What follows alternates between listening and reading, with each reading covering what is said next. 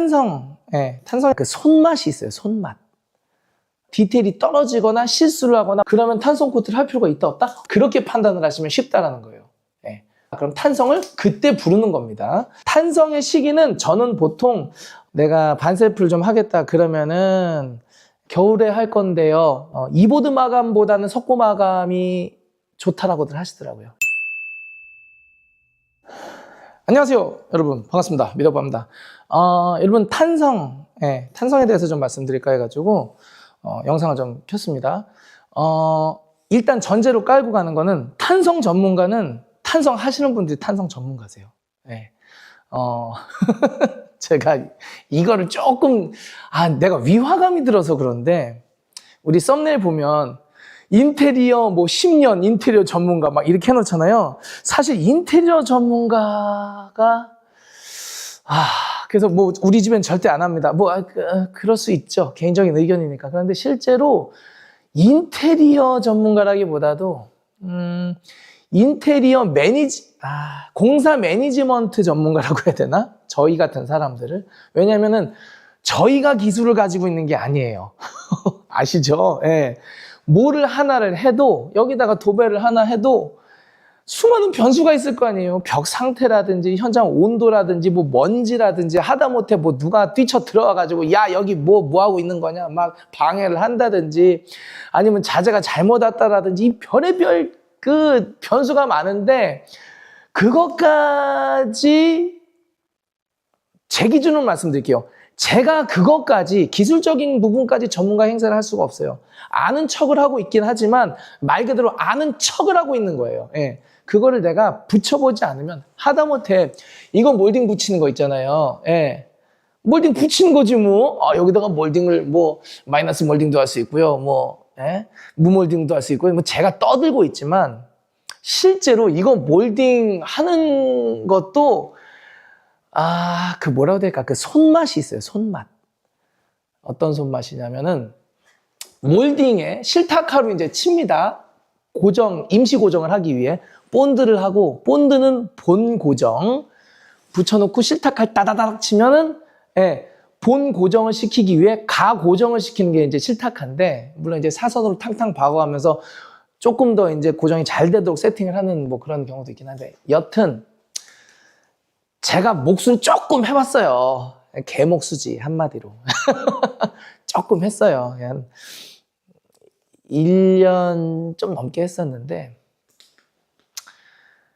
진짜 좀 하시는 분들 치면 타카를 치잖아요. 그러면 이거 내가 쓰던 그러니까 내가 평소에 쓰던 몰딩이 아닌가 봐. 그래서 대표님 이거 예를 들어서 영림 몰딩 아니죠? 이런 식으로 나와요. 이것만 이렇게 탁 쳐도 안다는 거예요. 그리고 이런 거 붙이는 것도 기술적으로 이 톱날을 이게 쳐가지고 예쁘게 그 필름이 까지지 않게 하는 어떤 그런 손맛들, 이런 게 있어요. 그래서 사실 저도 그렇고 아는 척을 참 더럽게 많이 하잖아요. 근데 여러분 제가 지금 전제로 깔고 가는 거예요. 그러니까는 전문가라고 소위 하는 이제 저 같은 사람들의 말을 너무 진리의 말처럼 믿으실 필요는 없어요. 정보구나, 참고해야지 정도로 가셔야 되고, 실질적으로는 시공하는 사람이 전문가가 되어야 해요. 그 이유는 뭐냐면은, 내가 만나는 사람이 진짜 이 계열에 오래전부터 있었고, 최신 어떤 그런 시공 방법이라든지 현장의 노하우라든지 변수라든지 이런 걸 해온 사람일 수도 있고, 아니면 이제 막 들어와서 한 사람이 나와 컨택될 수가 있어요. 그럼 결국에는 만약에 이제 반셀프를 하시는 분들이라든지 그런 분들이 이제 그 시공팀을 만났으면 그 시공팀의 역량을 잘 끌어내는 게 중요한 거지, 그 시공팀이 그 똑같은 일을 해도 잘할 수도 있고 못할 수도 있는 거잖아요. 그러면은 적어도 이 사람이 S급이면 S급만큼의 전문가인 거고, B급이면 B급만큼의 전문가인 거예요. 그러면 뭐예요? 그 얘기는 S급의 일을 감당할 수 있을 만큼의 능력이 된다라는 거고, B급 정도까지밖에 일을 할 수밖에 없는 능력이 된다는 거예요. 그러면은 거기에서 내가 B급을 들여다 놓고 A급, S급의 디테일을 요청하면은 디테일이 떨어지거나 실수를 하거나 뭔가 잘못되거나 하자가 날 가능성이 있다는 거예요. 그러면은 내가 잘나서 이거 이렇게 하세요, 저거 저렇게 하세요. 이것도 뭐 맞는 말이지만 실제로는 각 분야의 우리 팀장님들, 철거, 설비, 전기, 목공, 전기, 타일, 뭐 필름, 도배, 마루, 가구 이런 분들에게 조금 더 커뮤니케이션을 요청드리고 디테일한 거를 이렇게 물어보는 방식이 사실은 더 합리적일 수가 있다는 거예요. 네. 그래요. 내가 어떤 말을 참 하고 싶은데 탄성 한번 보죠. 좀 서론이 너무 길었죠? 네, 그러려니 하세요. 자, 이겁니다. 여기가 이거 탄성이라고 하느냐? 여기는 그냥 그냥 칠한 거예요. 수성 페인트로. 그러면은 여기다 탄성을 해야 되느냐? 이건 자유라고 봅니다. 그런데 이제 곰팡이가 많이 껴가지고 더 이상 이거 뭐 어떻게 할 수가 없고 좀 문제가 좀 많이 좀 된다. 이럴 때는 탄성 코트라고 우리가 소위 부르는 그런 제품 여기다 칠하는 건데 결국 그것도 어떤 도막을 입히는 개념이잖아요. 도막을 입히는 개념인데 종류가 사실 많더라고요. 그래서 요즘에 뭐 세라믹 코트라든지 뭐 탄성 코트라든지 예전이랑은 좀 많이 달라졌어요. 예전에는 이게 완전히 무슨 뭐 방수 처리되는 듯한 느낌으로 해가지고 그 숨을 안 쉬게끔 완전히 딱 막아버리는 어떤 코팅 재질의 느낌이었다면 요즘에는 수성 계열로 해가지고 좀 이렇게 두꺼운 어떤 수성 페인트의 입자를 이렇게 가져가지고 좀 숨을 쉬게끔 하는 뭐 세라믹이 좀 들어가기도 하고 별의별 게 많이 나와요. 그래서 그런 거는 여러분들이 판단을 좀 하시기가 어려운 부분도 있으니까 이거는 탄성 코트 팀장님이랑 좀 말씀을 나눠보시는 게 좋습니다. 근데 제가 판단해 드릴 수 있는 거는 어떤 판단이냐면은 여기에 단열이 필요하다고 했을 때 뜯어내잖아요. 그러면은 다시 목공이 마감을 하지 않을 거 아닙니까? 그러면은 여기다가 뭐 보통 우리가 석고로 마감을 할 거 아니에요. 그러면 그때는 칠을 하던 우리가 흔히 말하는 탄성 코트를 하던 그때는 정말 필요한 거예요. 그런데 지금처럼 상태가 괜찮잖아요. 그러면 탄성 코트를 할 필요가 있다 없다? 없다. 일단 우리는 그것만 알고 가는 거예요. 어떤 말씀인지 아셨죠?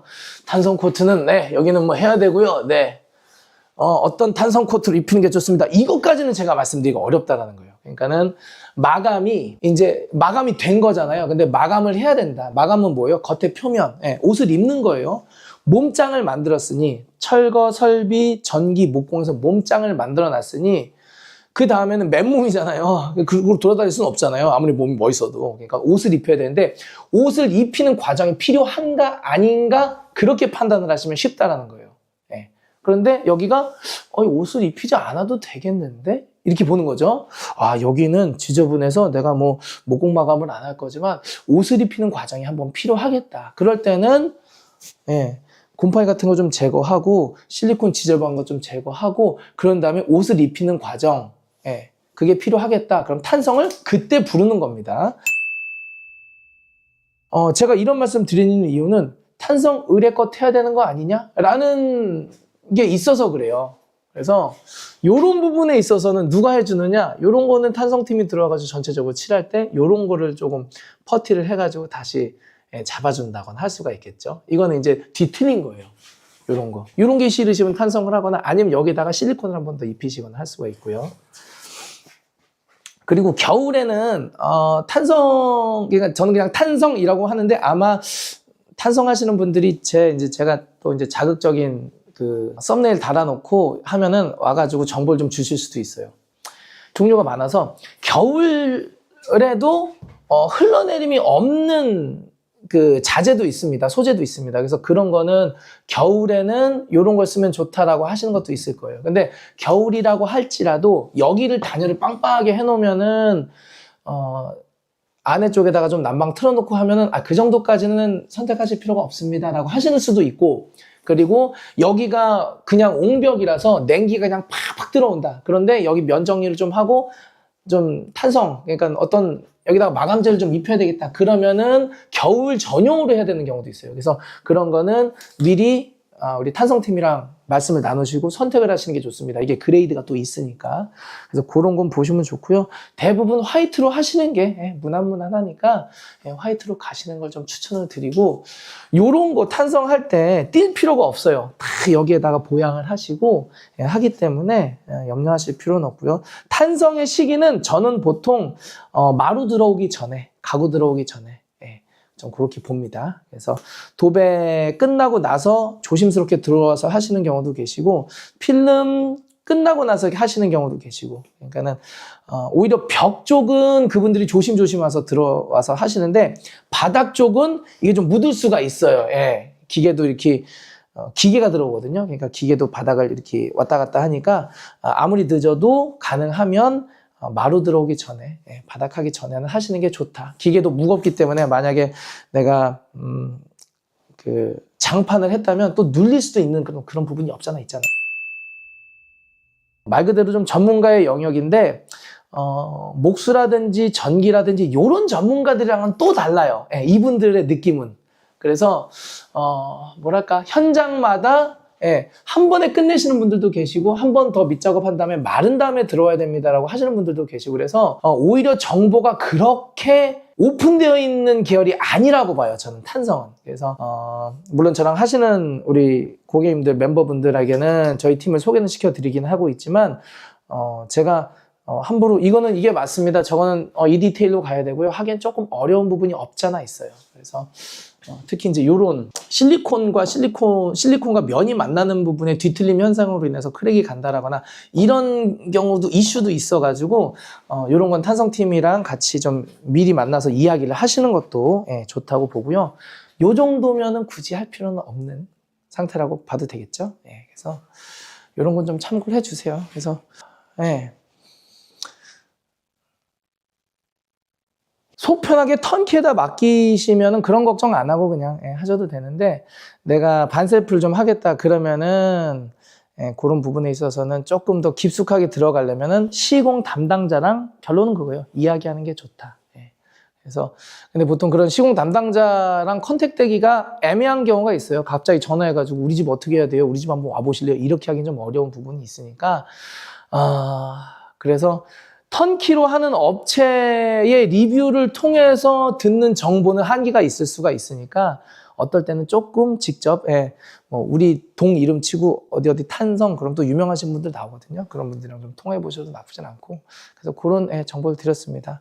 사소한 거라면 사소한 건데, 사소한 거에서 문제가 되는 경우가 좀 있어요. 그러니까는 그런 거는 좀 참고하셔서, 특히 겨울에는 흘러내리는 경우가 좀 있으니까 그럼 진짜 피곤해져요. 그래서 이런 거, 겨울에 할 건데요, 우리 집 난방이 안 됐는데요, 바깥에 단열이 안 됐는데요, 이런 거 좀 확인 좀 해서 좀 해주실 수 있나요? 이렇게 말씀해 주시면 거기에 딱 맞는 진짜 탄성 전문가들이 거기에 맞게 해주시니까 잘 맡기셔서 하시면 좋을 것 같습니다. 보통 이제 금액 책정은 칸당으로 하세요. 칸당. 한 칸, 두 칸, 세 칸. 그렇게 하시고, 마감은 알아서들 잘 하시는데, 퍼티도 대부분 잘 하시고, 요즘에는 석고 마감을 해놓는 게 가장 좋을 겁니다. 이보드 마감보다는 석고 마감이 좋다라고들 하시더라고요. 그러니까 이보드는 내가 시공하기는 편한데, 마감에 있어서는 조금 뒤틀리는 경향도 있고, 그래서 이 보드는 최소한 한 3cm 이상, 5cm 좀 오바스럽긴 한데, 그거 사용하지 않는 이상, 그리고 화스너로 박아가지고 완전히 밀착시키지 않는 이상, 이게 이렇게 이게 구부러진 경우가 있어요. 딱 붙였는데 이렇게 된 경우가 있으니까, 그런 것도 참고하셔가지고 좀 내가 마감재도 어떤 걸로 할 건데요, 이게 좀 소통을 하시면 좋을 것 같습니다. 하여튼 그래요. 영상 여기까지 하겠습니다. 다음 영상에서 인사드리겠습니다. 감사합니다. 안녕히 계세요.